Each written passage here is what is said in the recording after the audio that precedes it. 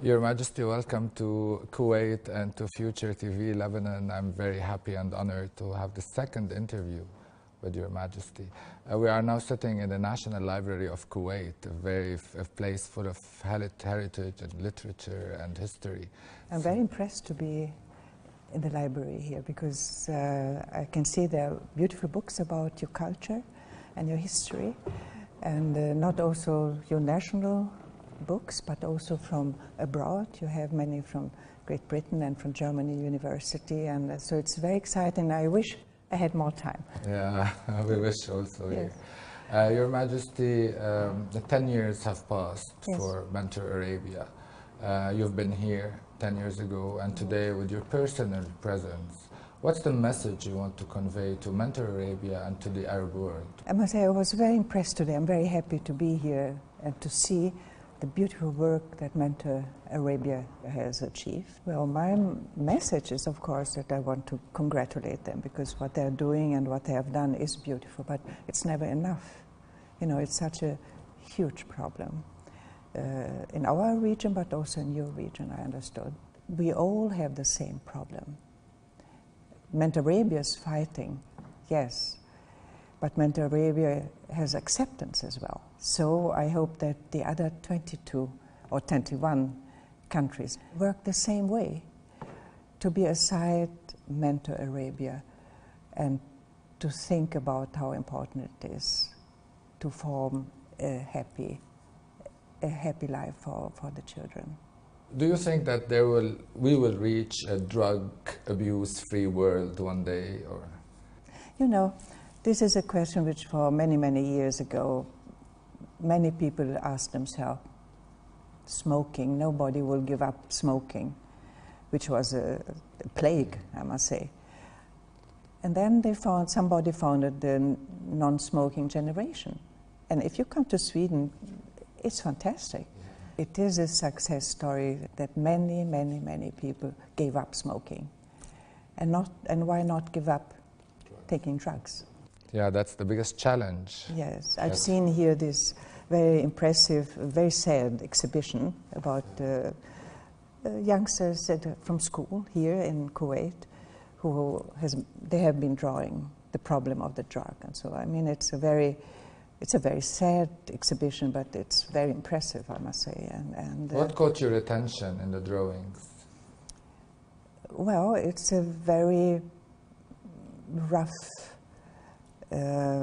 information, but it's the truth. I mean, the reality is even worse. So, of course, I mean, everybody has to reach hands, but also financially. It's, of course, very costly to have all those projects, which are so important. And so we all have to work together. Yeah, government and NGOs, of course. In Kuwait, there is Ghiras, the local NGO, your partner all the way.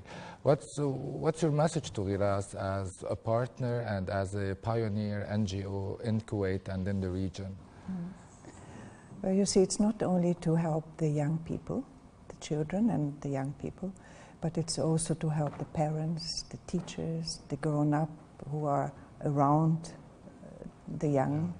And so it's you know, if you save one young person, you save a family, because it's a tragedy of a family if one of their family members are having drug problems. Yeah. How did your interest in the Arab world start to create or to initiate for Mentor Arabia? For many years ago, the chief of police from Dubai, he contacted Mentor, and he said he had heard about Mentor's work and he really would like to look into it and if we could meet and talk. So we went to Dubai. The whole board of Mentor International, we went to Dubai. You were like, we have a message from the Arab world. They want us to come. And I must say, they spoke very openly about the problem which you have in this region, and this was for 10 years ago. And so then, and I think that's the way how Mentor Arabia was founded, thanks to him, to his initiative. Do you think there is a possibility for greater or bigger cooperation between Mentor Sweden and Mentor Arabia on the grassroots level? Yes, I think we have the same aim. And of course we have Mentor Sweden, we have Mentor in Germany and the United States, and Mentor Arabia. It's wonderful. And I think, you know, it's like the rings on the water.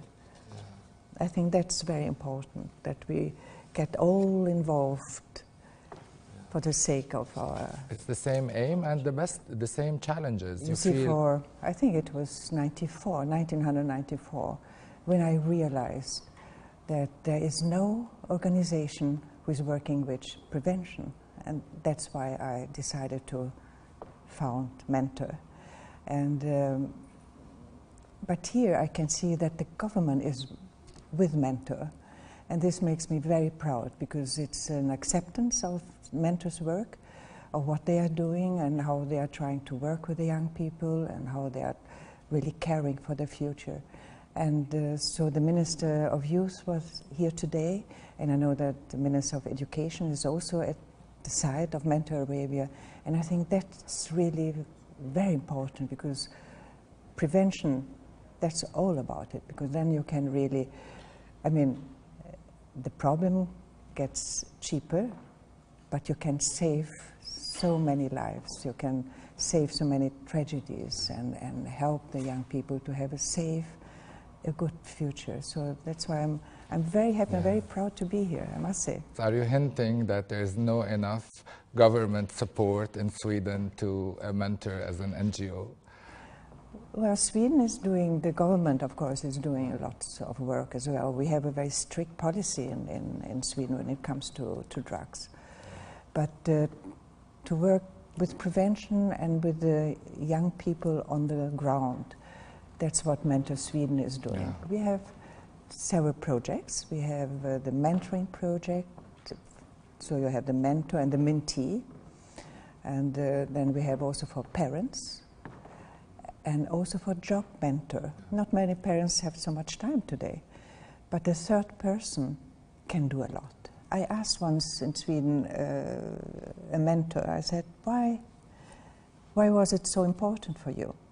But then this gentleman said, well, not only that it was wonderful for him personally to do something for a young person, but he said, he learned so much. I said, what do you mean? He said, well, I have children.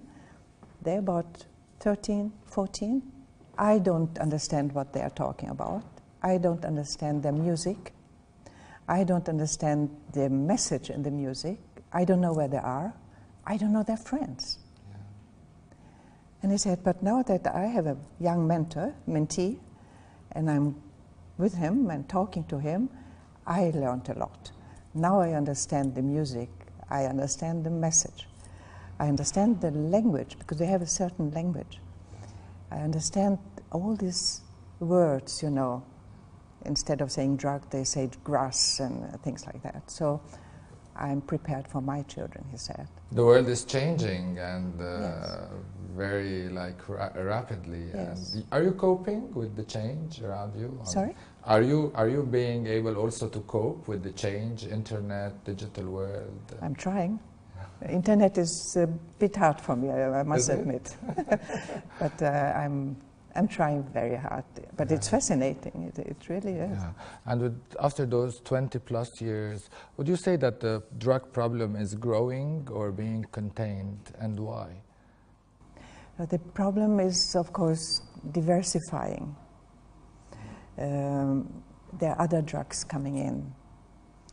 In Sweden, for instance, now we have a large number of young children coming without their parents, refugees, and they are coming without their parents. And of course, they are easy victims. And so we really do a lot to help them and to fortify them.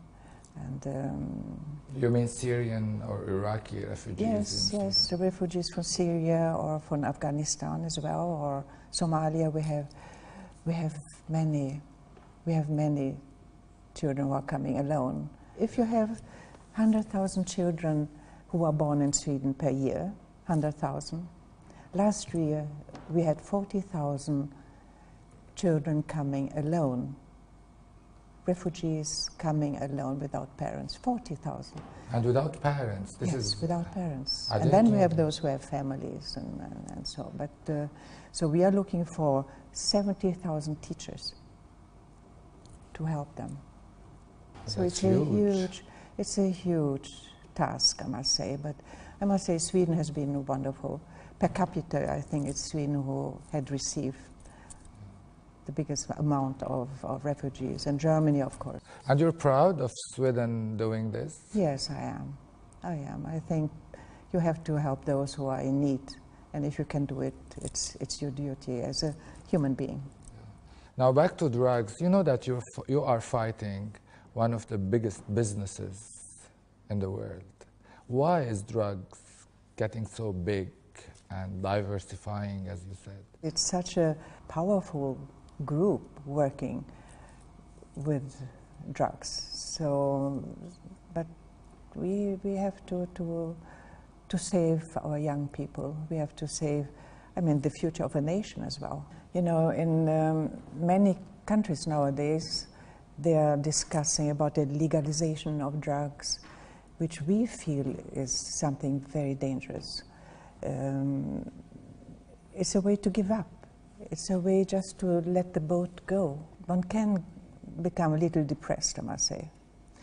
But I never give up. I think none of us should give up. We all have to fight. We have to do much more for our young people, for the next generation, for our country. How is Sweden doing then? Sorry? How is Sweden doing? Well, struggling as all countries are doing as well. And the strategy or the Swedish model of preventing drugs is to discuss it on the school level, on university levels, with families, to empower. At all levels, I would say.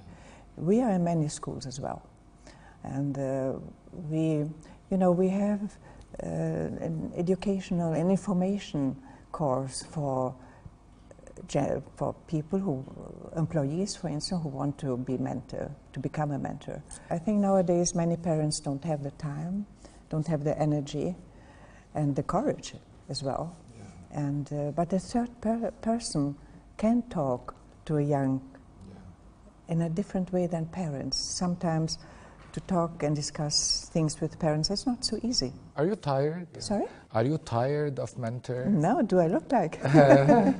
No. Do you feel sometimes like you're fed up, you want to just get another challenge to face? It challenges me sometimes, I do admit, but I think it's so important, so that's why I as I told you, I never give up. I think it's so important. Thank you very much. You're the longest-serving queen in Sweden. Am I? شو حسيتي to be the longest-serving queen in Sweden? It passed by so fast. 40 years it's. I feel as if it was the day before yesterday, really. But I must say I'm very happy to be in Sweden. I have a wonderful family, and our grandchildren as well, so I'm very, very happy to be in Sweden, and I love the country very much. Yeah, Your Majesty, thank you very much. It's a big honor for me. Thank you. Thank you. بلا طول سيري مستمر معكم بعد الإعلان. للمشاركة في الحلقة مباشرة على الهواء 01 48 48 80.